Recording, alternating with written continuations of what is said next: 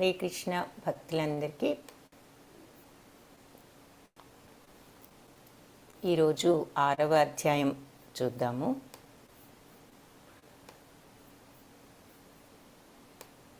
ఆరవ రోజు క్లాస్ అందరికీ కూడా స్వాగతం.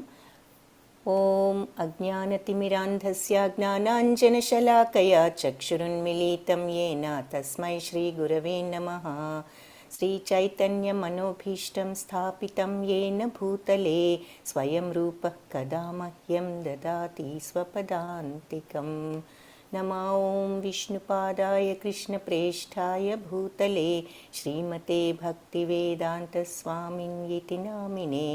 నమస్తే సారస్వతీ దేవి గౌరవాణి ప్రచారిణే నిర్విశేషశూన్యవాది పాశ్చాత్యదేశధారిణే. हे कृष्ण करुणा सिंधो दीनबंधो जगत्पते गोपेश गोपिका कांता राधा कांता नमोस्तुते. तप्त कांचन गौरांगी राधे वृंदावनेश्वरी वृषभानुसुते देवी प्रणमामि हरिप्रिये. वाञ्छाकल्पतरुभ्यश्च कृपा सिन्धुभ्य एव च पतितानां पावनेभ्यो वैष्णवेभ्यो नमो नमः. जय श्री कृष्ण चैतन्य प्रभु नित्यानंद श्री अद्वैत गदाधरा श्रीवासादि गौर भक्त वृंद. हरे कृष्ण कृष्ण कृष्ण हरे हरे हरे राम राम राम हरे हरे.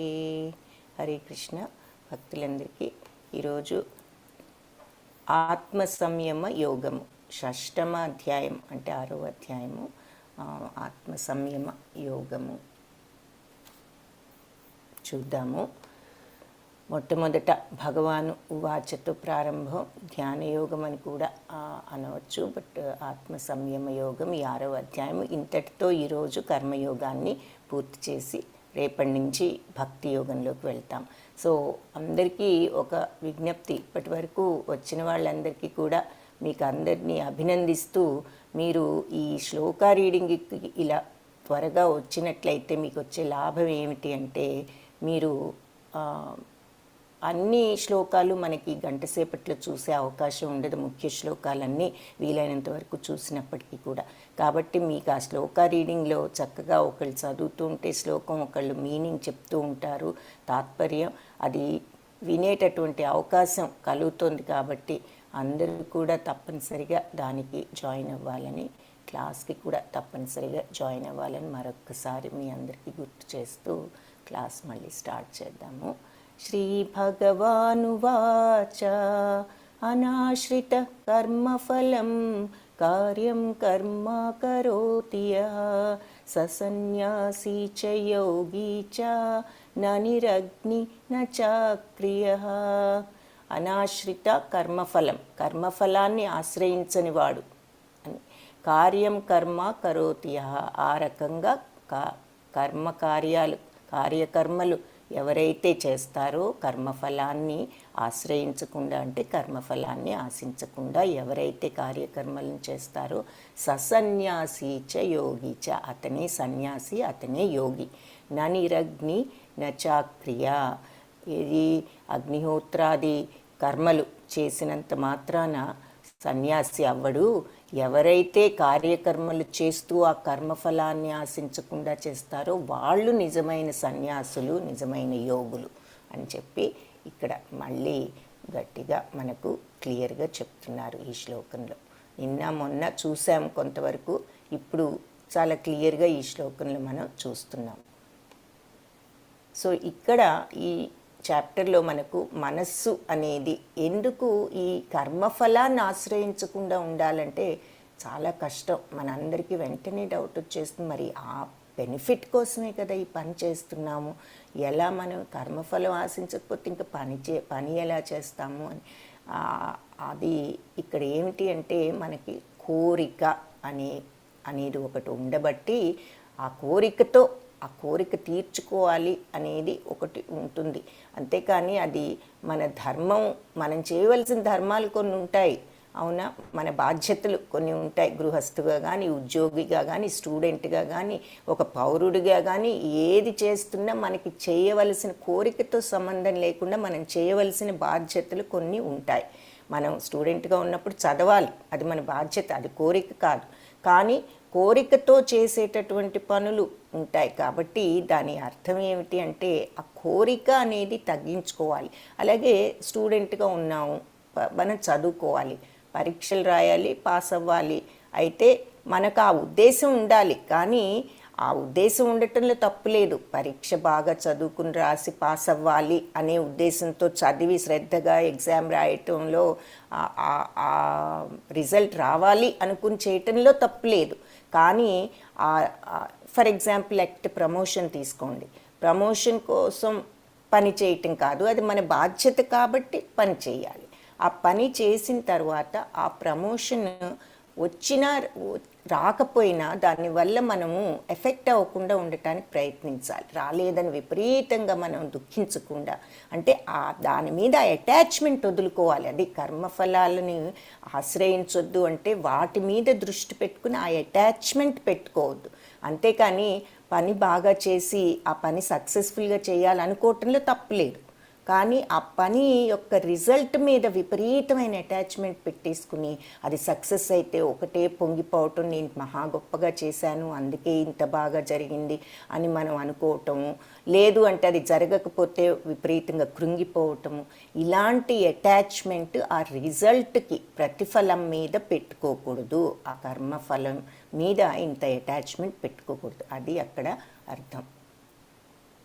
అలా ఎవరైతే అంటే సక్సెస్ఫుల్ అయినా క్వైట్గా ఉండగలిగిన వాళ్ళు, పొంగిపోకుండా నా గొప్పతనమే ఇది అంటూ కాకుండా బ్యాలెన్స్డ్గా ఉండగలిగే వాళ్ళు, అది సక్సెస్ కాకపోతే విపరీతంగా దుఃఖించటము, లేదంటే కృంగిపోవటం, లేదంటే అప్సెట్ అవటము, ఇలాంటివి ఏమీ లేకుండా ఉండగలగటమే సన్యాసి, యోగి. పనులు చేస్తారు, ఇక అది ఏది జరిగినా దానివల్ల బాగా అవ్వాలి అనే పనులు చేస్తాం, కానీ అది ఎలా అయినా సరే చివరికి దాని యొక్క ఫలితం మనం తట్టుకోగలిగి బ్యాలెన్స్డ్గా ఉండగలగాలి. అలా ఉండగలిగిన వాళ్ళు ససన్యాసీచ యోగీచ. అంతేగాని అగ్నిహోత్రాది కర్మలు చేసేసి ఇవన్నీ చేసినంత మాత్రాన, అగ్నిహోత్రాది పనులు కర్మలు మానివేసినంత మాత్రాన వాళ్ళు యోగులు సన్యాసులు అవ్వరు అని చెప్పి ఈ శ్లోకంలో చెప్తున్నారు.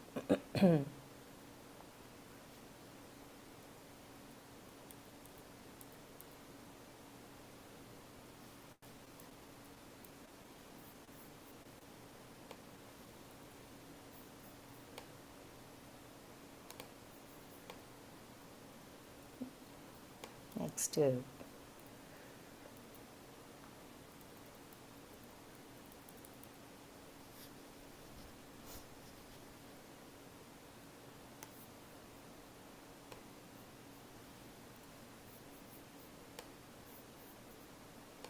ఇక్కడ ఇది మనం ఆ స్థితికి రాలేకపోవటానికి అసలు ఫస్ట్ కారణం ఏమిటి? మన మనస్సు, మన ప్రలోభం, మనకు అయిష్టాలు ఇవన్నీ కూడా స్ట్రాంగ్గా మన ఆలోచనలు, మన మనస్సు కలిగిస్తుంది. ఇంద్రియాలు చూపిస్తున్నాయి దారి మనసుకు, ఇదిగో ఇది బాగుంది, లేదంటే అది బాగుంది, ఏదో ఒకటి ఆ ప్రలోభాలన్నీ పెడుతున్నప్పుడు మనస్సు దానికి వశమైపోతూ ఉంది, దానితో కోరిక అనేది కలుగుతోంది మనసులో అని చెప్పుకున్నాము.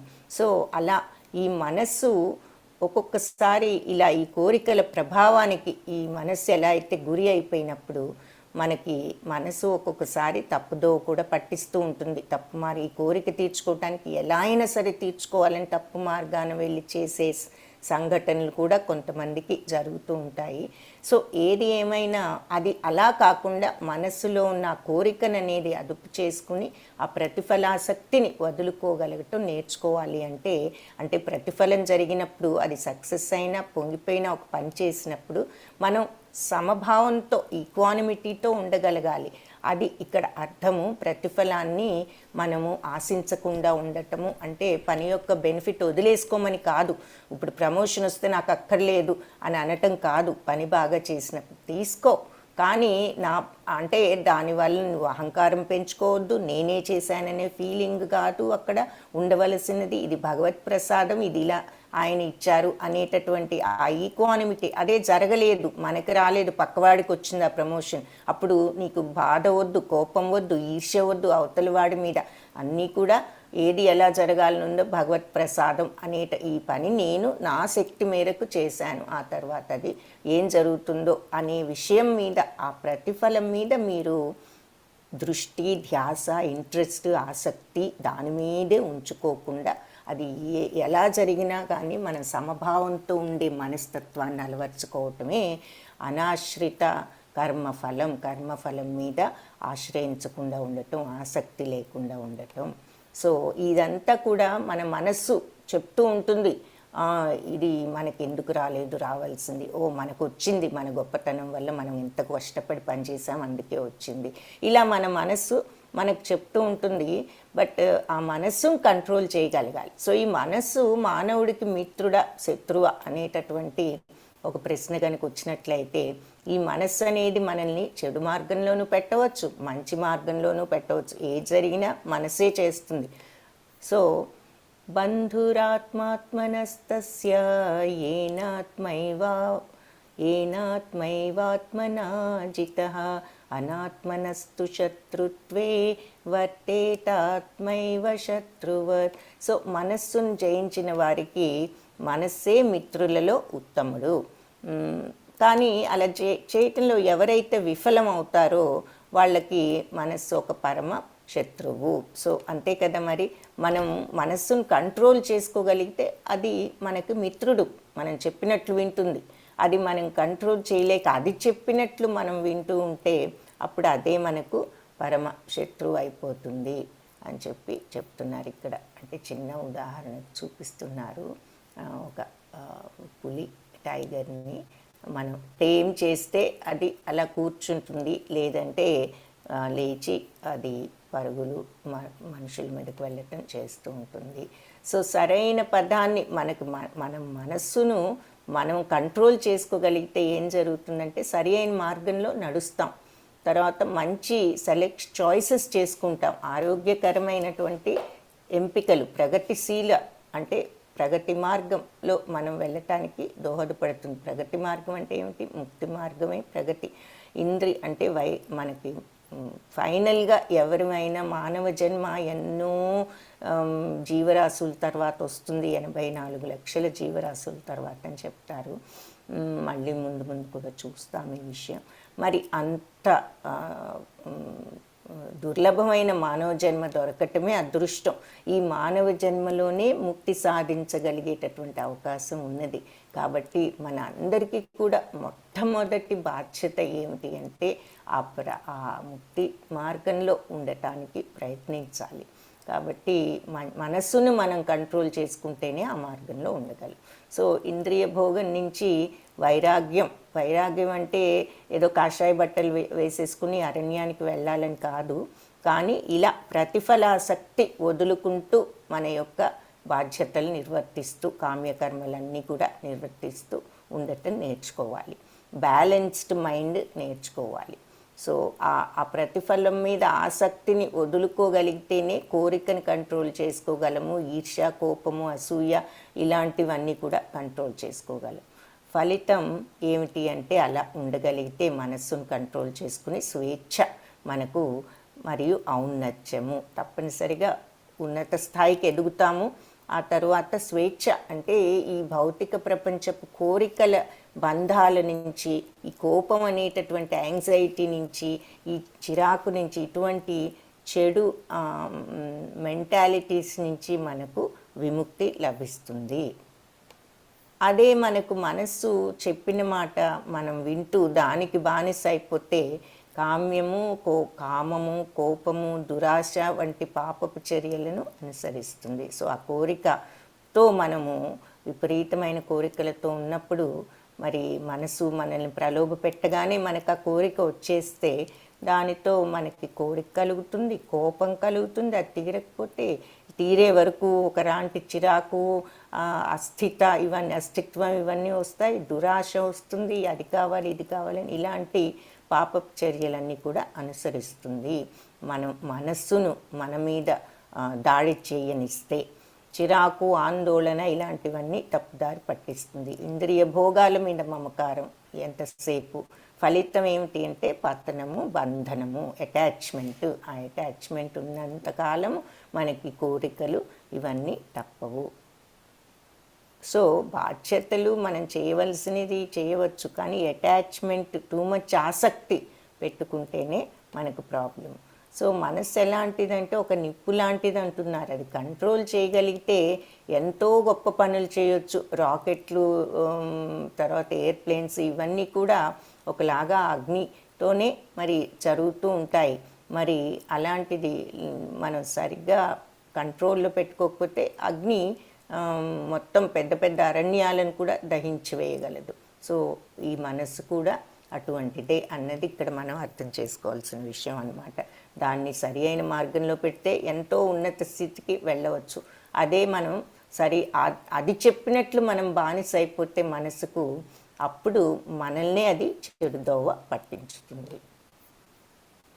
యుక్త ఇతి ఉచ్యతే యోగి అంటే భగవంతునితో సంబంధం కలిగి ఉన్నవాడు యోగి. జ్ఞాన విజ్ఞాన తృప్తాత్మా కూటస్థో విజితేంద్రియః యుక్త ఇత్యుచ్యతే యోగి సమలోష్టాశ్మకాంచనః. సో మనిషి తను పొందినటువంటి జ్ఞాన విజ్ఞాన విచక్షణతో తృప్తాత్మ ఎప్పుడైతే తృప్తి పడతాడో, సంతోషపడతాడో ఈ జ్ఞాన విజ్ఞానాలతో, ఆత్మానుభవంలో నెలకొన్న వాడిగా చెప్పబడతాడు. కూటస్థో విజితేంద్రియుడు అని అతన్ని అంటారు. విజితేంద్రియుడు అంటే ఇంద్రియాలను జయించినవాడు.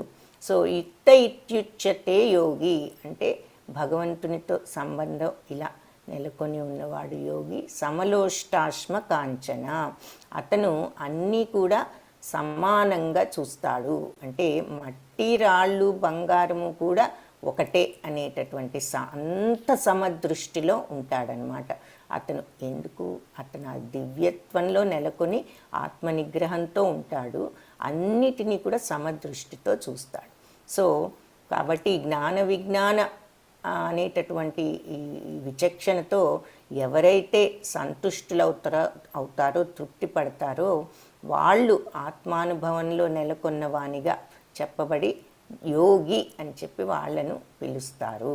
అలాంటి విజితేంద్రియాలను అంటే అలాంటి ఇంద్రియాలను జయించిన వాళ్ళను యుక్త ఇత్యుచ్యతే యోగి. ఆ రకంగా అతను యోగంలో స్థితుడై ఉండి భగవంతునితో ఎప్పుడు కూడా దివ్యత్వంలో నెలకొని ఉండి ఆత్మనిగ్రహంతో సమస్థితిలో ఉంటాడు. ఎంత సమస్థితి అంటే మట్టి, రాళ్ళు, బంగారం అన్నీ కూడా ఒకే దృష్టితో చూస్తాడు అని ఈ శ్లోకానికి అర్థం.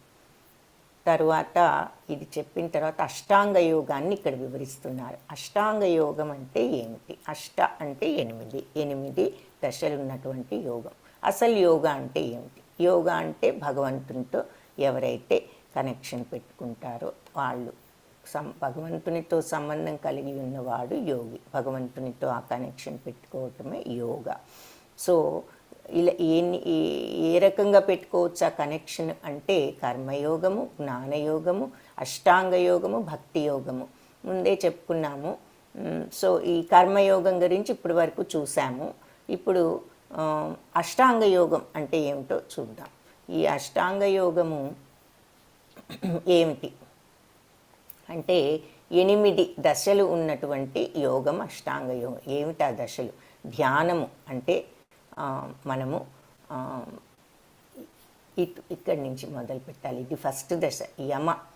యమ అంటే మనము బాడీని కంట్రోల్లో పెట్టుకోవటం అన్నమాట. ఆ తర్వాత నియమ అంటే ఎక్స్టర్నల్ డిసిప్లిన్స్ అన్నీ కూడా పాటించటం. ఆ తర్వాత నియమం అంటే అంతా కూడా నియమంగా మనము ఉండగలగటం. ఇంటర్నల్ డిసిప్లిన్స్ అంటే మనము మనస్సును వాటిని కూడా కంట్రోల్ చేసుకోగలుగుతాం. సో యమ అంటే ఎక్స్టర్నల్ డిసిప్లిన్స్ అంటే ఇంద్రియాలు, బాహ్యంలో ఉండేదేమిటి, కళ్ళు, ముక్కు, చెవి, ఇవి చూపించేవన్నిటినీ మనము కంట్రోల్ చేసుకోగలగటం నేర్చుకోవాలి కొంచెం. వాటిని కంట్రోల్లో కొద్దిగా పెట్టుకోవటానికి తర్వాత మనం ఎక్స్టర్నల్గా మంచి అలవాట్లతో వాటన్నిటితో ఉండాలి. ఆ తర్వాత నియమం అంటే నియమంగా మనం ఏది చేసినా పద్ధతిగా చేస్తూ ఉండాలి. ఆ తర్వాత శుభ్రంగా ఉంటూ మనస్సును శుభ్రంగా ఉంచుకుంటూ ఇవన్నీ కూడా పాటించాలి. ఆసన ఆ తర్వాత ఆసనం సరి అయినటువంటి ఆసనం మనము తీసుకోవాలి. సో ఈ యమ నియమ ఇంటర్నల్ డిసిప్లిన్ అంటే మైండ్ని మంచిగా ఉంచుకోవటం, చిత్తశుద్ధితో ఉండటం, చెడు ఆలోచన లేకుండా క్లియర్గా ఉండటం. ఆసనం అంటే సరి అయినటువంటి అంటే మనం ఏ రకంగా కూర్చుని చేయాలి, పద్మాసనమా లేకపోతే వజ్రాసనమా, ఇలా ఎన్నో రకాలు కొన్ని రకాలు సూచించారు ఆసనానికి. ఆ రకంగా కూర్చోవాలి. ఇందులో కూడా మనం చూస్తాము, చెప్తారు. తర్వాత ప్రాణాయామ అంటే మన యొక్క ఊపిరి వదలటం తీసుకోవటం కూడా మనం సరిగ్గా చేయాలి, ఒక నియమబద్ధంగా చేయాలి, ఇష్టం వచ్చినట్లు కాకుండా. తర్వాత ప్రత్యాహార అంటే విత్డ్రావల్ ఆఫ్ సెన్సెస్ అంటే అప్పుడు మన ఇంద్రియ ప్రభావాలు ఏమీ కూడా మనకు అంటకుండా ఉండే స్థితిని అలవర్చుకోవాలి. కంటితో ఏదైనా చూస్తున్నా మనకి దాని మీద ఎఫెక్ట్ ఉండదు, మన కాన్సన్ట్రేషన్ దేని మీద ఉంటుంది. ఇప్పుడు చూడండి, మనం ఏదైనా మనకి ఇష్టం వచ్చిన మన ఇష్టం ఏదైనా విషయం తీవ్రంగా ఆలోచిస్తుంటే కంటి మీద ఏం జరిగినా ముందు ఏం జరిగినా మనకు అది దాన్ని మనం సరిగ్గా గమనించం, కనపడుతున్నా కూడా. అది అంటే మన మైండ్ దేని మీద ఉందన్నమాట. అలాగే ఆ మైండ్ మనకి ధ్యానం మీద లగ్నమైనప్పుడు ఇలా మనకు ఈ ఇంద్రియాలు యొక్క ప్రభావాన్ని మనం తగ్గించేసుకుని ఆ రకమైనటువంటి విత్డ్రావల్ సెన్సెస్ చూస్తున్నా చేస్తున్నా వాటి వల్ల మనకి ఎఫెక్ట్ ఉండకూడదు. ఏదైనా కనిపించినా వినిపించినా కూడా మనం దాన్ని ఏమాత్రం పట్టించుకోకుండా ఉండగలిగినటువంటి స్థితి, అది ప్రత్యాహారం. అంటే మన యొక్క ఇంద్రియాలు ఏదైనా చూపిస్తున్నా వినిపిస్తున్నా అవేవి కూడా మన కాన్సన్ట్రేషన్కి అడ్డు రావు. మన కాన్సన్ట్రేషన్ అంత ఫోకస్డ్గా అంటే సెన్సెస్ అన్నిటినీ మనం లోపల వైపుకి తిప్పుకోవాలి, బాహ్య ప్రపంచంలో కాకుండా, ఈ మెటీరియల్ వరల్డ్ ఈ భౌతిక ప్రపంచంలో కాకుండా మనం అంతర్గతంగా తిప్పుకోగలగాలి ఆ సెన్సెస్ని. అది ప్రత్యాహారం.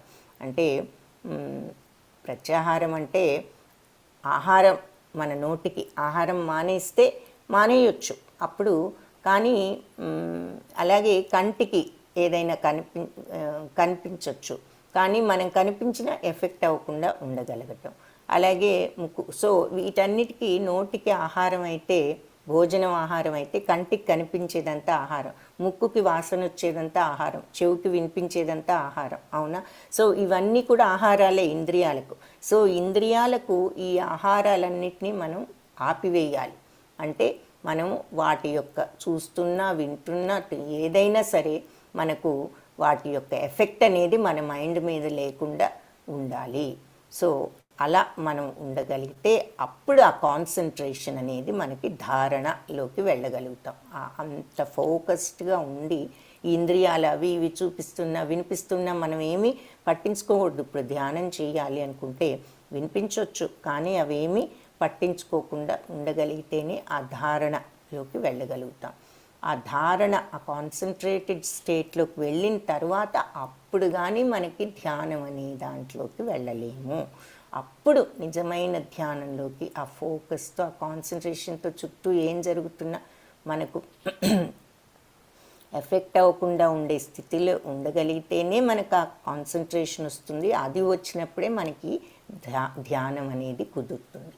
అప్పుడు అలా ధ్యానంలో నిమగ్నమైనప్పుడు మనకు సమాధి, యూనియన్, ఎవరితో ఆ ఇంటిగ్రేషన్, కలయిక ఎవరితో అంటే మన ఆత్మ భగవంతుని ఆత్మతో కలుస్తుంది. మన మైండ్ భగవంతుని మైండ్తో కలిసినప్పుడు అది సమాధి, అది దివ్యానంద పరిస్థితి అన్నమాట. సో ఇది అష్టాంగ యోగంలో ఉన్న 8 దశలు. సో యమ, నియమ, ఆసన, ప్రాణాయామ ఇవన్నీ కూడా మళ్ళీ ఒకసారి ఇక్కడ చూస్తాము. అక్కడ ఒకసారి బ్రీఫ్గా మనకి చక్రం చూసాము. తర్వాత యోగి యుంజీత సతతం ఆత్మానం రహసి స్థితః ఏకాకీయత చిత్తాత్మా నిరాశీర పరిగ్రహ. సో యోగి సర్వదా దేహాన్ని, మనస్సును, ఆత్మను భగవంతుని సంబంధంలోనే వినియోగించాలి. అంటే భగవంతుని గురించే ఆలోచిస్తూ ఉండాలి. ఈ అష్టాంగ యోగ లో ఉండే వాళ్ళు అతడు ఏకాంత ప్రదేశంలో ఒంటరిగా జీవిస్తూ ఎల్లప్పుడూ జాగ్రత్తగా మనసును నిగ్రహించాలి. మనసును నిగ్రహించాలి. ఆశలను వదిలి ఏమీ పరిగ్రహించకుండా ఉండాలి. ఏమీ పరిగ్రహించకుండా, నిరాశీర పరిగ్రహ అంటే ఏమీ తీసుకోకుండా, అంటే ఇంద్రియాల ద్వారా కూడా ఏమీ తీసుకోకుండా ఉండగలగాలి. కళ్ళు చూపిస్తున్నా, చెవులు వినిపిస్తున్నా, ఇవన్నీ కూడా ముక్కుకు ఏదైనా వాసనలు వచ్చినా అతను వాటిని తీసుకోకుండా, అంటే వచ్చినా అతనికి ఏ ఎఫెక్ట్ లేదు దాని మీద. అది మనకి గనక ఏదైనా చూస్తూ ఉంటే, ఆలోచిస్తూ ఉంటే ఏం చూసామో కూడా మనం గమనించం ఒక్కొక్కసారి. అది అక్కడ స్థితి. సో ఆ కాన్సన్ట్రేషను భగవంతుడి మీద ఉన్నప్పుడు ఏం జరుగుతున్నా కూడా చుట్టూ వాళ్లకు పట్టని స్థితి. అది పరిగ్రహించకుండా ఉండటం అంటే అర్థం అదనమాట. సో అలా ఉండాలి. అంటే ఎలా ఈ అష్టాంగ యోగం ఎలా చేయాలి అంటే దాని గురించి చెప్తున్నారు. సో మనస్సును, దేహాన్ని, ఆత్మను అన్నీ సమస్తం కూడా భగవంతుడిలోనే వినియోగించాలి. ఒక ఏకాంత ప్రదేశంలో ఒంటరిగా ఉంటూ మనం మనస్సును జాగ్రత్తగా నిగ్రహించాలి ఆ రకంగా. అప్పుడు అతడి ఆశలను వదిలి ఏమీ కూడా పరిగ్రహించకుండా ఉండాలి, కోరికలను వదిలిపెట్టి. యుక్తాహార విహారస్య యుక్తచేష్టస్య కర్మసు యుక్తస్వప్నావబోధస్య యోగో భవతి దుఃఖః. సో యుక్తాహార విహారస్య అంటున్నారు. అంటే ఏమిటి? యుక్తాహార విహారస్య యుక్తచేష్టస్య కర్మసు. ఎవరైతే ఈ ఆహారములు, తర్వాత వాళ్ళు చేసే పనులు అన్నీ, కర్మలు, చేష్టలు, కర్మలు అన్నీ కూడా క్రమంగా, అంటే ఒక పద్ధతిలో డిసిప్లిన్డ్గా ఉంటారో, నియమబద్ధంగా, వాళ్ళు యుక్త స్వప్నావబోధస్య యోగో భవతి దుఃఖః.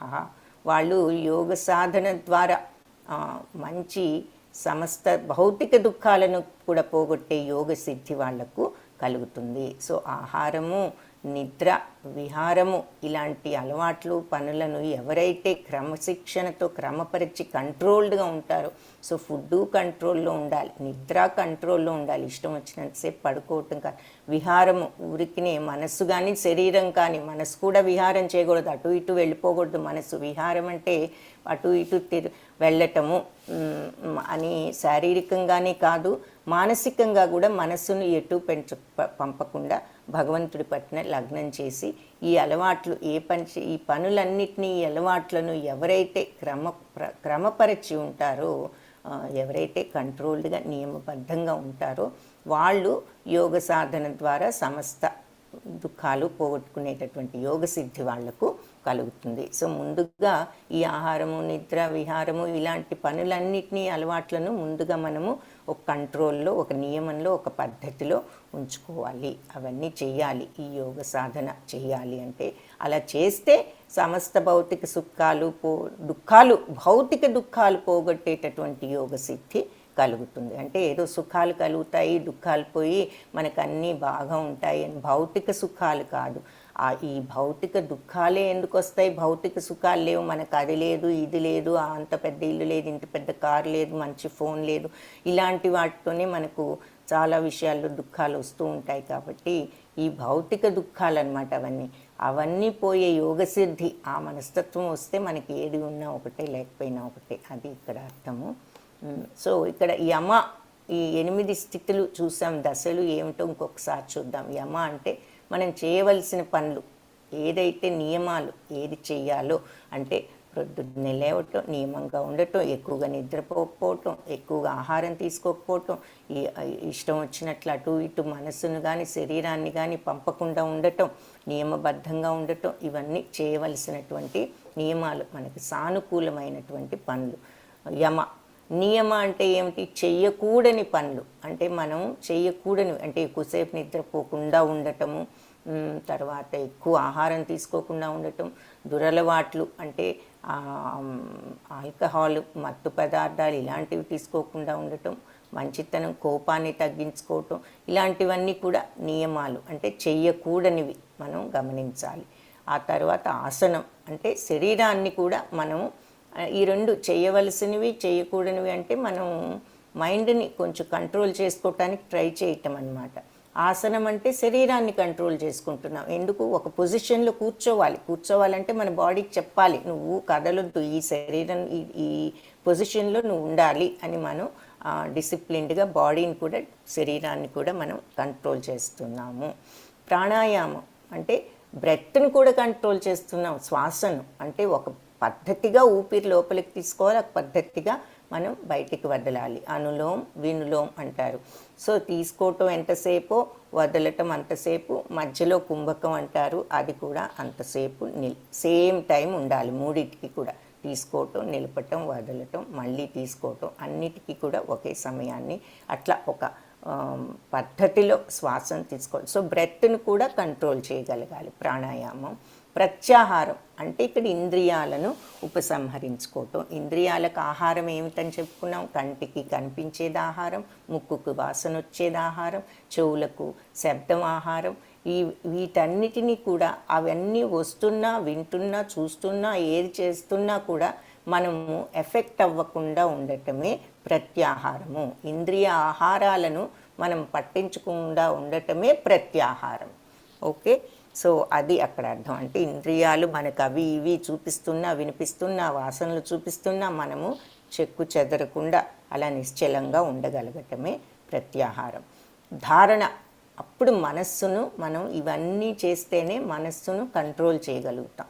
మనస్సు మరి అంతే కదా, మనకి ఇంద్రియాలు ఇవన్నీ చెప్తున్నా, ఏదైనా వాసన చూపిస్తున్నా మనం పట్టించుకోకుండా అలా మనస్సును లగ్నం చేయగలిగినప్పుడే మనము మన మైండ్ దానికి ఎఫెక్ట్ అవ్వటం లేదు. అలా కాకుండా ఏదైనా వాసన రాగానే ఏమిటది అని దాని దగ్గరికి వెళ్ళామంటే మన ఏంటో ఆ వాసన ఏంటో చూద్దాము దాన్ని అనే థాట్ మైండ్కి వచ్చిందంటే మనం మైండ్ కంట్రోల్లో లేదు. ఆ టైంలో ఈ ధ్యానం చేయటానికి కూర్చున్నప్పుడు ఏది వచ్చినా మనకి దాని యొక్క ఎఫెక్ట్ మైండ్ మీద ఏమీ కూడా ఉండకూడదు. ఎందుకు అంటే మన మనస్సు అంతా కూడా ఇంద్రియాలకు చూపించే వాటి మీద ఉండకూడదు, భగవంతుడి మీద లగ్నమై ఉంటుంది కాబట్టి, ఉండాలి కాబట్టి. నిజంగా అలా ఉంటే కనుక మనకి ఇంద్రియాలు ఏది చూపించినా కూడా, మనకి వినిపించినా, ఏది చేసినా మనకు దాని యొక్క ప్రభావం ఉండదు.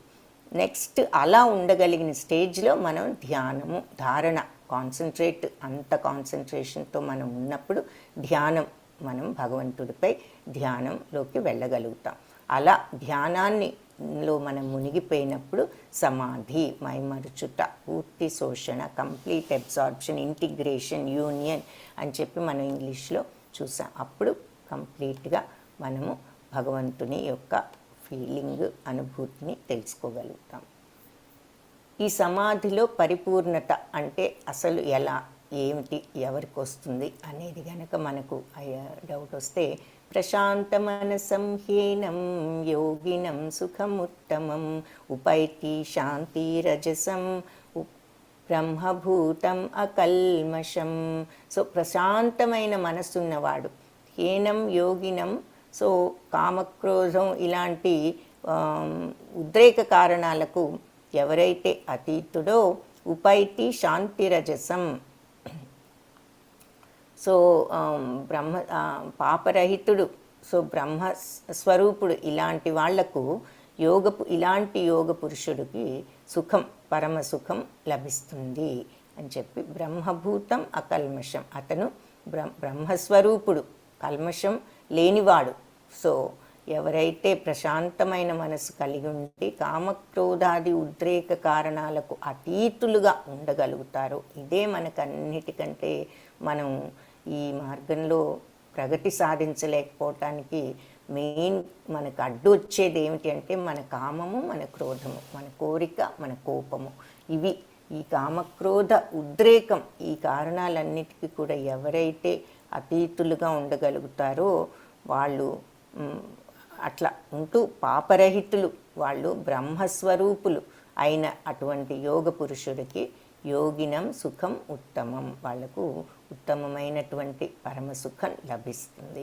సో ఇక్కడ మనం ముఖ్యంగా గమనించవలసింది ఆ ప్రశాంత మనస్తత్వం అనేది మనకి హీనం అంటే ఈ చెడు అన్నిటికీ కూడా అతీతుడైన వాడు అతను బ్రహ్మభూతుడు, బ్రహ్మస్వరూపుడు, తర్వాత పాపరహితుడు, అతనికి పరమసుఖం లభిస్తుంది అని చెప్తున్నారు. ఇక్కడ ఈ యోగిని చూపిస్తున్నారు.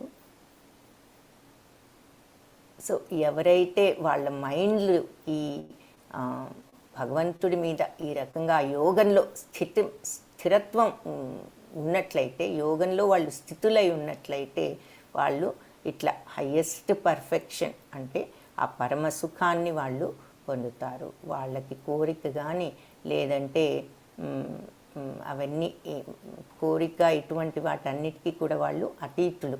వాళ్ళు వాళ్ళ యొక్క భగవంతుని తో వాళ్ళ యొక్క కనెక్షన్ని వాళ్ళు గుర్తించి he is freed from all reactions to past deeds. ఇదివరకు చేసినటువంటి ఏ పాపపుణ్యాలన్నిటి నుంచి కూడా అతను విముక్తుడైపోతాడు. అంటే పాపపుణ్యాల నుంచి విముక్తులైపోయామంటే ఏమిటి, ఇంకా ముక్తి వచ్చినట్లే, భగవంతుడిని మనం చేరుకున్నట్లే. సో ఎవరైతే మనస్సును నా మీద ఇలా ఉంచి ఈ రకంగా ప్రశాంత మనస్సుతో కామక్రోధాది ఉద్రేకాలు ఇలాంటివన్నీ లేకుండా ఉండగలిగితే వాళ్ళు యోగాలో స్థితులై వాళ్ళ యొక్క పూర్వజన్మ పాపాలన్నింటినీ కూడా వాళ్ళు కడిగి వేసుకోగలుగుతారు. రకరకాల యోగా పొజిషన్స్ చూపిస్తున్నారు ఇక్కడ. అష్టాంగ యోగా పొజిషన్స్, తర్వాత ఇక్కడేమో భక్తులు ఇది భక్తి మార్గం చూపిస్తున్నారు.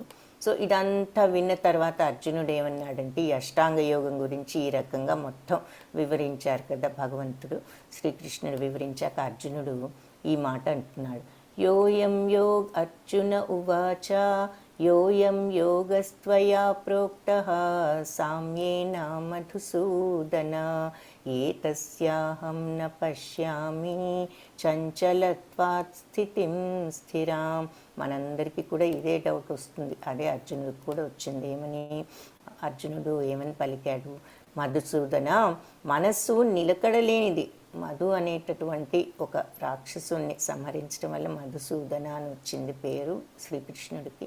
మనస్సు నిలకడలేనిది కావటం వలన నువ్వు చెప్పిన ఈ యోగ విధానం నాకు ఆచరింపశక్యం కానిదిగా నాకు అనిపిస్తోంది, అసాధ్యంగా అనిపిస్తోంది అంటున్నాడు అర్జునుడు. మరి ఇదంతా ఎక్కడో ఇంత నియమంగా ఇంత ఇదిగా ఉండాలి, ఎక్కడికో వెళ్ళాలి, ఏకాకిగా ఉండాలి అని చెప్తున్నారు, అరణ్యంలోకి వెళ్ళాలి అది ఇది అంటూ, అరణ్యం అనలేదు బట్ ఏకాకిగా ఉండాలి అని చెప్తున్నారు కదా. ఏకాంత ప్రదేశంలో ఒంటరిగా జీవిస్తూ ఎల్లప్పుడూ మనస్సును నిగ్రహించాలి ఇవన్నీ చెప్తున్నారు. సో మనస్సుని నిగ్రహించటం అంటున్నావు, ఈ మనస్సుకి నిలకడనేదే లేదు కదా. నువ్వు చెప్పిన ఈ యోగ విధానం ఆచరించటం నాకు ఏదో అసాధ్యం, ఆచరించలేమేమో అనిపిస్తోంది అంటున్నాడు. ఇంకా ఏమంటున్నాడు, ఇది కూడా ఇంపార్టెంట్ శ్లోక. చంచలం హి మనః కృష్ణ ప్రమాధీ బలవదృఢం తస్యాహం నిగ్రహం మన్యే వాయోరివాసు దుష్కరం. సో కృష్ణ, ఈ మనస్సు చాలా చంచలమైనది. చంచలం హి మనః కృష్ణ, చాలా చంచలమైనది, బహు చంచలం మన మనస్సు కృష్ణ. ప్రమాధి బలవదృఢం, చాలా బలమైనది, దృఢమైనది. అల్లకల్లోలం, ప్రమాది అంటే ఎప్పుడు అటు ఇటు ఒక స్థిరంగా ఉండదు మనస్సు. అల్లకల్లోలమైనది, దృఢమైనది, బలమైనది. తస్యాహం నిగ్రహం మన్యే, దీనిని నిగ్రహించుకోవటం నాకేమనిపిస్తుందంటే వాయోరివ సుదుష్కరం. వాయువును నిగ్రహించటం ఎంత దుర్లభమో దానికంటే కూడా ఇది కష్టం. గాలినైనా కట్టేయొచ్చేమో కానీ మనసును కట్టేయటం చాలా కష్టం అనిపిస్తోంది. ఓ కృష్ణ, ఈ మనస్సు చాలా చంచలమైంది, అల్లకల్లోలమైంది, బలమైంది మరియు మూర్ఖపు పట్టు గలది, దృఢం. కాబట్టి అలాంటి తస్యాహం నిగ్రహం అనే దీనిని నిగ్రహించటం ఏమనిపిస్తుందంటే వాయోరివ సుదుష్కరం, వీచే గాలిని నియంత్రించటం కంటే ఎక్కువ కష్టంగా అనిపిస్తుంది అని చెప్పి ఇక్కడ అర్జునుడు అంటున్నాడు. సో ఇక్కడ అంటే ఎందుకు ఇవన్నీ చేయాలి కదా, మరి ధారణ, కాన్సన్ట్రేషను, ఇవన్నీ ప్రత్యాహారము, విత్డ్రావల్, సెన్సెస్ ఇవన్నీ అంటున్నారు. అంటే ఫోకస్ అనేది రావాలంటున్నారు కదా. ఆ కాన్సన్ట్రేషన్ రావాలంటే మన కంటికి ఏది కంటి ముందున్నది కూడా కనిపించనంత కాన్సన్ట్రేషన్ ఉండాలన్నమాట. సో అంటే ఎగ్జాంపుల్ కాన్సన్ట్రేషన్ అనేది ఎలా ఉండాలంటే, అర్జునుడు ద్రోణాచార్యుడు వాళ్ళ చిన్నప్పుడు విలువిద్య నేర్పించేటప్పుడు పక్షి బొమ్మ పెట్టి దాని కన్ను మీద మీరు బాణం వేయాలి అని అంటే, అది అందరినీ ఒక్కొక్కరిని పిలుస్తూ ఏం కనిపిస్తుందంటే వాళ్ళ ఆకాశము, చెట్టు కొమ్మలు, ఆకులు, పక్షి అన్నీ ఎన్నో కనపడుతున్నాయని చెప్తారు. ఎవరో కొంతమంది మాత్రం పక్షి కనపడుతోంది అంటారు, ఇంకేం కనపడట్లేదు. కానీ అర్జునుడు మాత్రం పక్షి కన్ను తప్ప నాకేమీ కనిపించటం లేదు అని అన్నప్పుడు ఆ బాణం వేయమంటే అది కరెక్ట్గా ఎక్కడ వెళ్ళాలో అక్కడే ఆ బొమ్మ కంటికి తగలటం జరిగింది. సో అంత కాన్సన్ట్రేషన్ ఉంటేనే అది కరెక్ట్గా వెళ్ళగలదని ఆ గురువుగారికి తెలుసు. కాబట్టి అది కనపడటం లేదు అని మిగిలిన వాళ్ళందరూ చెప్పినప్పుడు వాళ్ళని బాణం కూడా వేయమని ఆయన అడగలేదు. సో కాన్సన్ట్రేషన్ అనేది అంత ఫోకస్డ్గా ఉంటేనే పని జరుగుతుంది. భగవంతుడి మీద కాన్సన్ట్రేషన్ కూడా మరి ఈ విలువిద్యకే అంటుంటే, భగవంతుడు దేవాది దేవుణ్ణి మనం తెలుసుకోవాలంటే ఇంకెంత కాన్సన్ట్రేషన్ ఉండాలి. సో కాన్సన్ట్రేషన్ అనేది ఆ విధంగా ఉండాలని ఒక ఎగ్జాంపుల్ ఇక్కడ అది. ఆ తర్వాత అలాగే ఈ కింద నీటిలో చూస్తూ పైన మనం ఆ మత్స్యాన్ని, ఆ బొమ్మని, ఆ చేప బొమ్మని కొట్టగలుగుతాం. అవన్నీ ఏంటి, కాన్సన్ట్రేషన్ ఉంటేనే ఏ పనైనా విజయవంతంగా మనం చేయగలము, సక్సెస్ఫుల్గా అది అవుతుంది. సో భగవంతుణ్ణి మనం ఆ యోగా స్థితిలో ఉండాలి అంటే ఆ కాన్సన్ట్రేషన్ కూడా ఉండాలి. ఇది అర్జునుడు అంటున్నాడు కదా, మరి ఇది మనస్సును కట్టేయటం, వాయువును, గాలిని కట్టేయటం కంటే ఎక్కువ కష్టం ఈ మనస్సును కట్టేయటం. నువ్వు చెప్పే ఈ యోగ పద్ధతి అసాధారణం, అసాధ్యమైందని నాకు అనిపిస్తోంది. ఎందుకంటే మనస్సు కంట్రోల్ అంటున్నావు, ఆ మనస్సును మనం కట్టేయటం చాలా కష్టం, గాలినైనా కట్టేయచ్చు కానీ అంటున్నాడు. సో దానికి భగవంతుడి సమాధానం, శ్రీ భగవానువాచ అసంశయం మహాబాహో మనో దుర్నిగ్రహం చలం అభ్యాసేన తు కౌంతేయ వైరాగ్యేణ చ గృహ్యతే. అసంశయం మహాబాహో, మహాబాహువులు ఉన్న అర్జున, నువ్వు చెప్పింది అసంశయం, సందేహం లేదు, కరెక్టే. మనో దుర్నిగ్రహం చలం అంటే చలం, ఎప్పుడూ చలించేటటువంటి ఈ మనస్సును నిగ్రహించటం శక్యం కానిది, దుర్నిగ్రహం అలిమి కానిది, దీనిని కంట్రోల్లో పెట్టడం చాలా కష్టం అని భగవంతుడు కూడా చెప్తున్నాను. నువ్వు చెప్పిన దాంట్లో డౌట్ లేదు, కరెక్టే. అభ్యాసేన తు కౌంతేయ, అయితే కానీ అభ్యాసం చెయ్యాలి కౌంతేయ, నువ్వు ప్రాక్టీస్ చెయ్యాలి. వైరాగ్యేణ చ గృహ్యతే, అప్పుడు వైరాగ్యం ద్వారా దానిని నిగ్రహించవచ్చు. సాధన చెయ్యాలి, ప్రాక్టీస్, అభ్యాసం అంటున్నారు. ఏమి అభ్యాసం? వైరాగ్యం అనేది నువ్వు దానిని వైరాగ్యంతో సాధించవచ్చు. మనస్సును కంట్రోల్ చేసుకోవటం ఎలాగూ అని డౌట్ వస్తే వైరాగ్యంతో చేయవచ్చు. ఆ వైరాగ్యాన్ని నువ్వు ప్రాక్టీస్ చేస్తే, సాధన చేస్తే నీకు ఇది సాధ్యం అవుతుంది. వైరాగ్యం అంటే ఏమిటి? ఇందాక చూసాం, మనం ఏదైనా సరే సక్సెస్ అయినా ఫెయిల్యూర్ అయినా మనం సమదృష్టితో ఉండగలగటము, దాని మీద కోరిక అనేది లేకుండా ఉండటం, కోరికను కంట్రోల్ చేసుకోగలగటమే వైరాగ్యము. విఫలమైన యోగి యొక్క గమ్యము. సో ఇదంతా అయిన తర్వాత విఫల యోగి ఎవరైనా ఈ అష్టాంగ యోగ మార్గంలో వెళ్తూ ఒకవేళ మధ్యలో చివరి దాకా ఆ మార్గంలో వెళ్ళి ఆ సమాధి స్టేజ్ దాకా వెళ్ళి భగవంతుడిని వాళ్ళ అనుభూతి చెందలేకపోతే, మధ్యలో ఏదైనా కారణాలు వాళ్ళకేంటి, మధ్యలో అందరికీ కూడా ఈ మునులు తపస్సులు చేస్తూ ఉండేవారు కదా, వాళ్ళ దగ్గరికి ఇంద్రుడు మరి ఈ రంభ, ఊర్వశి, మేనకలను వీళ్ళని పంపటం, వాళ్ళ తపస్సులను భంగం చేయటం, ఇలాంటివన్నీ చూస్తున్నా అంటే ఇలాంటి ధ్యానంలో కూడా ఒక్కొక్కసారి బలహీనతలకు, కొన్ని అలవాట్లకు లోనయ్యి వాళ్ళు మధ్యలో ఫెయిల్ అవ్వచ్చు. లేదంటే బద్ధకంగా ఉండి ఏ కారణం చేతైనా వాళ్ళు కంప్లీట్ చేయలేకపోతే మధ్యలో ఇలా చెడు అలవాట్లు దేనికైనా గురి అయ్యి వాళ్ళు గనక విఫలమైతే చివరికి మధ్యలో ఏమవుతారు అని అర్జునుడు అడుగుతున్నాడు అనమాట. అర్జున ఉవాచ అయతి శ్రద్ధయోపేతో యోగచలిత మానసః అప్రాప్య యోగ సంసిద్ధిం కాం గతి కృష్ణ గచ్చతి.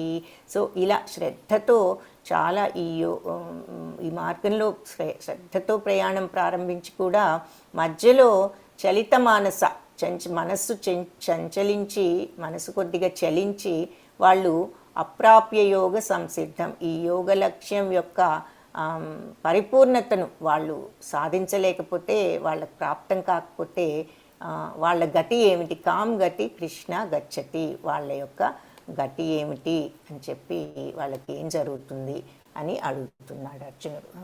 సో ఇలా శ్రద్ధతో ఈ ప్రయాణం ప్రారంభించి యోగ ప్రయాణం మధ్యలో ఈ చలితమైన మానసం వలన, చంచల మనస్సు వలన ఈ యోగ సంసిద్ధి వాళ్ళకు గనక ప్రాప్తం కాకపోతే, యోగ సంసిద్ధి అంటే యోగ పరిపూర్ణత వాళ్లకు ప్రాప్తం కాకపోయినట్లయితే కాం గతి, వాళ్ళ గతి ఏమిటి కృష్ణ అని చెప్పి గచ్చతి, వాళ్ళకి ఏం జరుగుతుంది వాళ్ళు అని అడుగుతున్నాడు.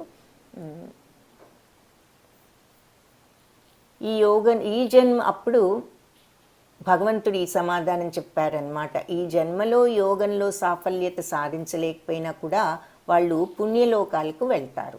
అక్కడ చాలా కాలం నివసించిన తరువాత వాళ్ళు మళ్ళీ భూలోకంలో ధర్మపరాయణుల ఇంట్లో కానీ లేదా సంపన్నుల ఇంట్లో కానీ జన్మిస్తారు.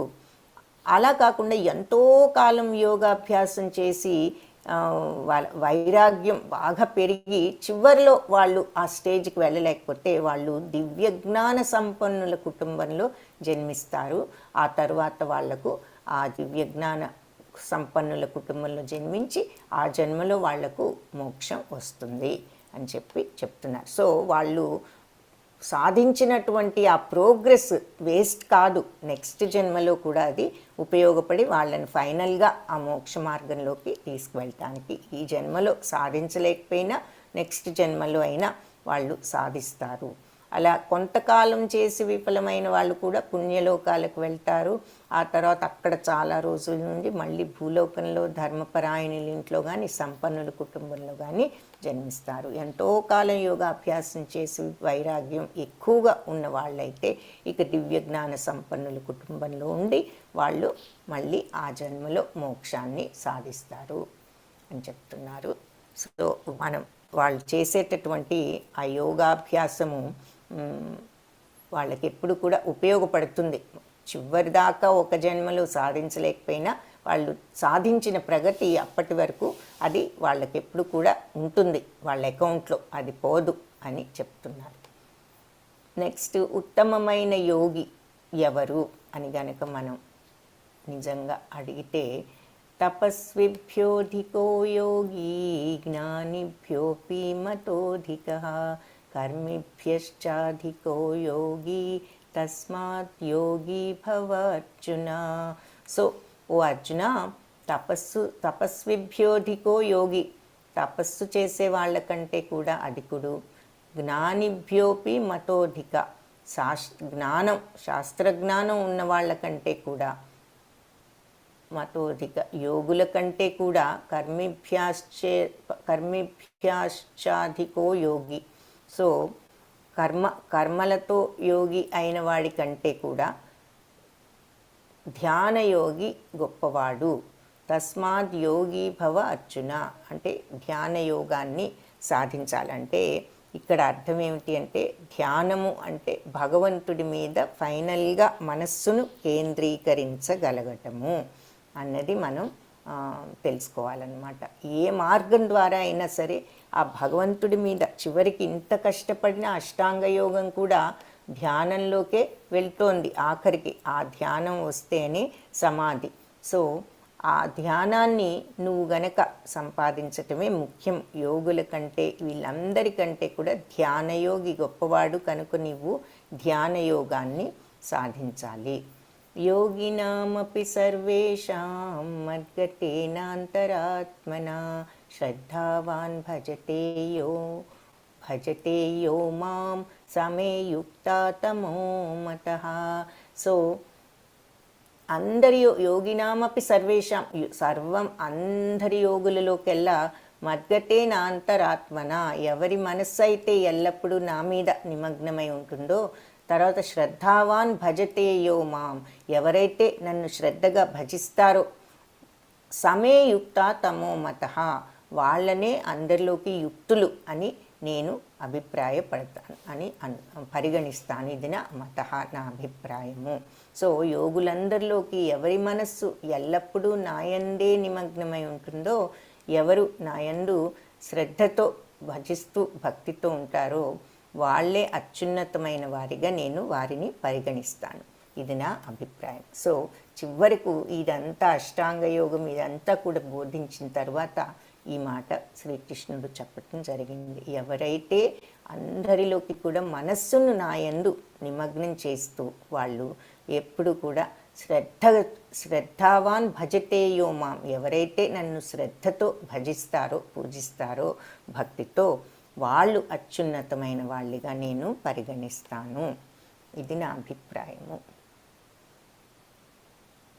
మిగతా యోగాలన్నింటికంటే కూడా ఈ తుది నెక్స్ట్ ఇది మనకు స్లోగా 6వ అధ్యాయంతో కర్మయోగం ఎండ్ అయ్యి నెక్స్ట్ అధ్యాయం నుంచి భక్తి యోగం స్టార్ట్ అవుతుందని చెప్పుకున్నాము.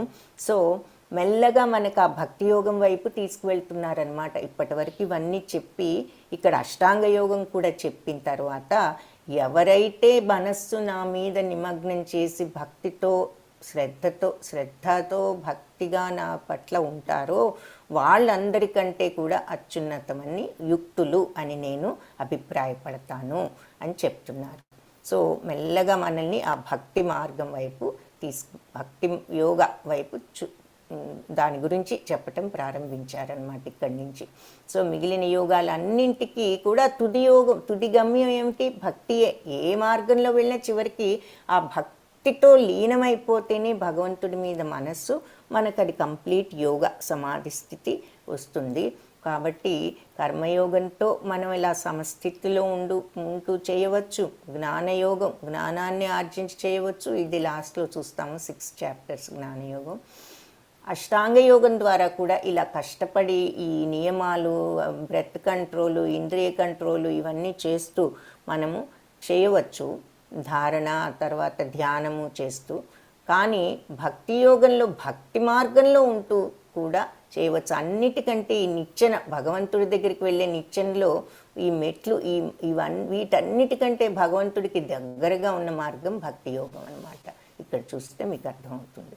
సో ఆ భక్తి యోగాన్ని పట్టుకుంటే మనకు భగవంతుడు త్వరగా మనకు ఈజీగా ఈజీ అంటే ఈ మార్గాలన్నింటికంటే కూడా సులభ మార్గం అని చెప్తున్నారు.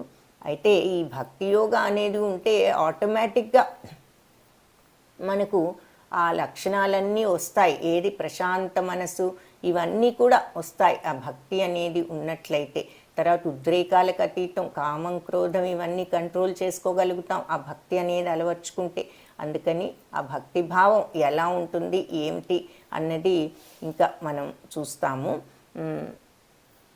ముందు. సో ఆ భక్తి యోగం గురించి మనం 6 చాప్టర్స్లో చూస్తాం. సో ఇప్పుడు మొన్న చెప్పుకున్నట్లుగా ఒక్కొక్క యోగ అలవాటు ప్రాక్టీస్ సజెస్ట్ చేశారు, సూచించారు. ఒక్కొక్క యుగానికి ఒక్కొక్క మార్గం అని సూచించారు. ఏది సత్యయుగంలో తపస్సు, త్రేతాయుగంలో యజ్ఞాలు, ద్వాపర యుగంలో అర్చనలు, ఇవన్నీ చేస్తే మనకు భగవంతుడి దగ్గరికి చేరే మార్గాలు ఇవి అని చెప్పారు. ఆయా యుగాల్లో ఒక్కొక్క యుగానికి ఒక్కొక్క మార్గం చెప్పారు. అయితే మన కలియుగంలో ఏం చెప్పారు? ఇంత కష్టపడి మనం తపస్సులు చేయక్కర్లా, ఆ యజ్ఞాలు చేయక్కర్లా, పెద్ద పెద్ద పూజలు చేయక్కర్లేదు. నామజపమే కలియుగానికి సూచించిన మార్గము. కాబట్టి భగవంతుడి యొక్క పవిత్ర నామాన్ని మనం జపిస్తే అదే భగవంతుడి దగ్గరకు దారి కలియుగంలో. హరే నామ హరే నామ హరే నామైవ కేవలం కలౌ నాస్తైవ గతిర్ అన్యదా. అంటే ఈ కలియుగంలో కేవలం హరినామం తప్ప వేరే దారి లేదు అని చెప్తారు. కలిసంతరణ ఉపనిషత్తులో ఉన్నది. సో అది అంటే కలియుగంలో భగవన్నామమే మనకు మోక్షానికి మార్గం. సో ఇక్కడ భక్తి యోగం ఎలాంటిది అంటే మిగిలిన యోగాలన్నీ మెల్లగా మెట్ల ద్వారా వెళ్తే ఎలా ఉంటుందో, మనం భక్తి యోగంలో ఉంటే గనక లిఫ్ట్లో ఎంతో తొందరగా వెళ్ళగలుగుతాం మెట్ల మార్గం కంటే. సో భక్తి యోగం అలాంటిది అని చెప్పి ఇక్కడ చూపిస్తున్నారు. తర్వాత ఈ మంత్రం, మన హరే కృష్ణ నామజపం, ఈ మంత్రం హరే కృష్ణ కృష్ణ కృష్ణ హరే హరే, హరే రామ రామ రామ హరే హరే. సో మనము ఈ రకంగా ఈ మంత్రాన్ని, మన కలియుగంలో నామజపమే భగవంతుడి దగ్గరకు దారి కాబట్టి ఈ మంత్రాన్ని మనం జపించుకోవచ్చు. మంత్రము అంటే అసలు ఏమిటి అంటే మనస్సును విడుదల చేసేది అని. అంటే మనస్సును దేని నుంచి విడుదల చేస్తుంది? ఈ భౌతిక ప్రపంచపు దుఃఖాల నుంచి, కోరికల నుంచి, వాంఛల నుంచి మనస్సును విడుదల చేసి భగవంతుడి పైకి తిప్పగలిగేదే మంత్రము. సో ఆ మంత్రము మనము ఈ హరే కృష్ణ మంత్రాన్ని జపిస్తే మెల్లగా మనం ఈ భౌతిక ప్రపంచ కోరికలను కంట్రోల్లో పెట్టుకోగలిగి భగవంతుడి మీద మనకు ఆ భక్తిభావాన్ని పెంచుకోవాలన్నా, ఆ భక్తిభావం పెరగాలంటే ఆ ప్రశాంత మనసు, ఆ కోపము, కోరికలు, చిరాకులు ఇవన్నీ తగ్గాలి. ఇవన్నీ తగ్గటానికి కూడా ఈ మంత్రోచ్చారణ మనకు హెల్ప్ చేస్తుంది. అందుకని కలియుగంలో మనకు సూచించిన మార్గమే భగవన్నామ స్మరణ. అందుకని హరే కృష్ణ కృష్ణ కృష్ణ హరే హరే, హరే రామ రామ రామ హరే హరే అని అందరం కూడా మనం చాంట్ చేయటం అలవర్చుకోవాలి. కనీసం ఒక్క మాల మనం చాంట్ చేయగలిగితే, ఒక్క 10 మినిట్స్ 24 గంటల్లో మీరు సమయం చూసుకుని ఈ నామాన్ని చాంట్ చేయడానికి ప్రయత్నించండి. ఈ గీతా పాఠంలో మనం నేర్చుకున్నది ఏమిటి అంటే 4 ధర్మ నియమాలను పాటిస్తూ భగవంతుణ్ణి సదా స్మరించటమే అత్యుత్తమైన యోగము. సో ఈ భక్తి మార్గంలోకి వెళ్ళాలి అంటే మనము భగవంతుణ్ణి సదా మనసులో ఎప్పుడైతే నిలుపుకోగలుగుతామో అదే యోగం అని చెప్పుకున్నాము, కనెక్షన్ విత్ గాడ్. అది ఎలా సంపాదించాలి, ఆ స్థితికి ఎలా వెళ్ళాలి అంటే భగవంతుని సదా స్మరించటం ద్వారానే మరి మనం ఏది ఎక్కువ తలుచుకుంటే మనకి దాని మీద కదా ఇంట్రెస్ట్ వస్తుంది, ఆసక్తి వస్తుంది. ఫర్ ఎగ్జాంపుల్ ఏదైనా బజార్ వెళ్తే ఏదైనా చూస్తే నచ్చితే ఇంకా నచ్చగానే మన కళ్ళు చెప్పేస్తాయి బాగుంది, ఇదిగో చూడండి. మైండ్ వెంటనే చూడటం, ఇది బాగుంది, దాని మీద ఇంట్రెస్ట్, ఇదేదో బాగుందే ఆసక్తి, ఇది కావాలి, చాలా బాగుంది మనకి ఇది కావాలి అనుకున్న దాన్ని ఆలోచిస్తున్న కొద్దికి అది కొనుక్కుంటే బాగుంది, కొనుక్కోవాలి అనేటటువంటి కోరిక ఎలా డెవలప్ అవుతుంది. సో ఏది ఆలోచిస్తే మనకి దాని మీద కోరిక అనేది వస్తుంది. ఈ భౌతిక ప్రపంచం నుంచి మనం అది దృష్టిని భగవంతుడి మీదకి మరల్చి ఆ భగవంతుడిని ఎక్కువగా స్మరిస్తే భగవంతుడి మీద మనకు ఆ ప్రేమ కోరిక పెరుగుతుంది. అప్పుడు అదే భక్తిభావం. భక్తి అంటే ఏమిటి? ప్రేమ, గౌరవం ఉండాలి అది. సో మన తల్లిదండ్రులు ఉదాహరణగా వాళ్ళ మీద మనకు ప్రేమ, గౌరవం ఉంటాయి. అది మనకి ఈజీ, చిన్నప్పటి నుంచి చూస్తూ ఉంటాం, వాళ్ళు మనకి ఎన్నో చేస్తూ ఉంటారు. కాబట్టి భగవంతుడు మరి మనకు కనిపించకపోయినా సమస్తము ప్రసాదించింది, ఈ సృష్టిని, తల్లిదండ్రులను అన్నీ ఇచ్చింది కూడా భగవంతుడే. కాబట్టి ఈ సృష్టి సూర్యుడిని, చంద్రుణ్ణి, మనకు వెలుగును అన్నీ ప్రసాదించింది భగవంతుడే. కాబట్టి ఆ విషయాన్ని మనకు కనపడకపోబట్టి మనకి భౌతికంగా మనకు గుర్తు రావట్లేదు. అది గుర్తు చేసుకోవటానికి భగవంతుణ్ణి మనం ఈ రకంగా స్మరిస్తే మనకి ఆ భగవంతుడి మీద మైండ్ లగ్నమై తద్వారా భగవత్ ప్రేమ కూడా కలిగి భక్తిభావం కలుగుతుంది. అందుకే ఈ స్మరణ అనేది ఇంపార్టెంట్. యద్భావం తద్భవతి, ఏది ఆలోచిస్తే అలాగే అవుతాం. సో భగవంతుని గురించి ఆలోచించి స్మరిస్తే మనకు అప్పుడు భగవంతుడి మీద ప్రేమ కలుగుతుంది, ఆసక్తి. 4 ధర్మ నియమాలన్నీ అంటే చెడు అలవాట్లలో ఉండకుండా, అంటే జనరల్గా ఏం చెప్తారు, జనరల్ ధర్మ నియమాలు చెడు అలవాట్లు అంటే మత్తు పదార్థాలు తీసుకోకపోవటం, సత్యం చెప్పటం అన్నిటికంటే ముఖ్యం అనుకోండి. ఆ తర్వాత మరి gambling, no smoking, no drinking, no meat eating, vegetarianism అంటే ఇవన్నీ కూడా జనరల్ నియమాలు. అవన్నీ కూడా పాటించమనేటటువంటి సలహా. భగవంతుణ్ణి సదా స్మరించటమే అత్యుత్తమ యోగం. హరే కృష్ణ కృష్ణ కృష్ణ హరే హరే, హరే రామ రామ రామ హరే